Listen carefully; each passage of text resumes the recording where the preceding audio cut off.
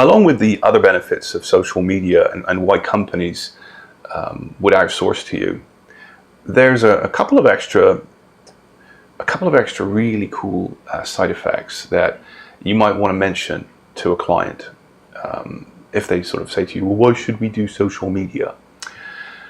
Honestly, if anyone asks you that, I'd be scratching my head and going, okay, maybe this isn't a lead for me. But there's some really interesting technical benefits to social media, and I thought I'd share some of them with you because I wrote them down here. One of the biggies, would you believe it? Well, maybe no, is increased exposure. Well, of course, right? Increased exposure. But more importantly, it actually leads to more web traffic. So you get increased exposure, web traffic. This is the one that usually makes businesses sit up. And this is provable, and there's data all over the internet for this.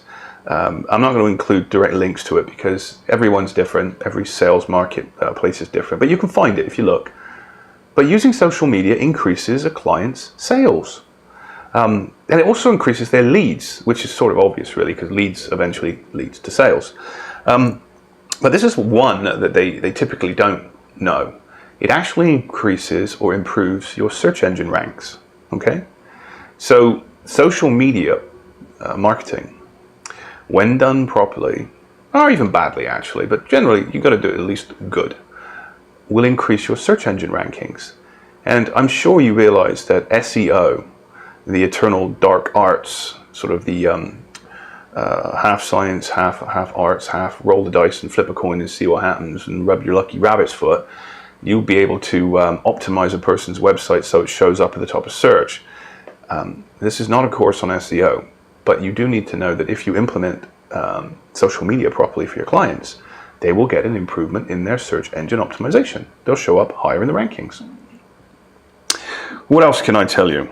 Oh, if a client turns around and is generally interested, now it depends whether you're going after the business-to-business or business-to-consumer sector. I tend to deal with small businesses who sell to businesses, and some I suppose sell to the consumer, so mostly B2B. But in order of priority for social media platforms, as of the end of 2014, it's Facebook, LinkedIn, Twitter, and this one's interesting, so pay close attention. I think we're going to see more of this in 2015, but blogging, and possibly even podcasting.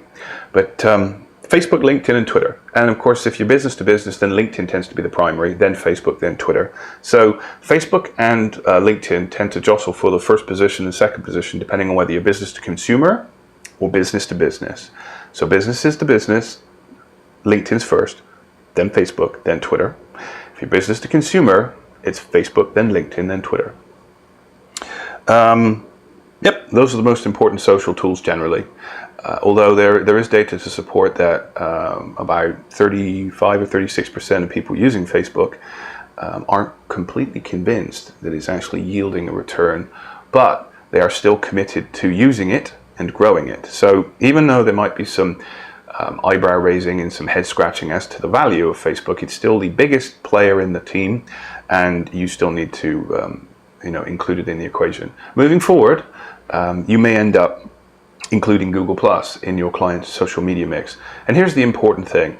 It really doesn't matter what it is, just so long as you follow the general formula for the content creation that I talk about elsewhere in this course.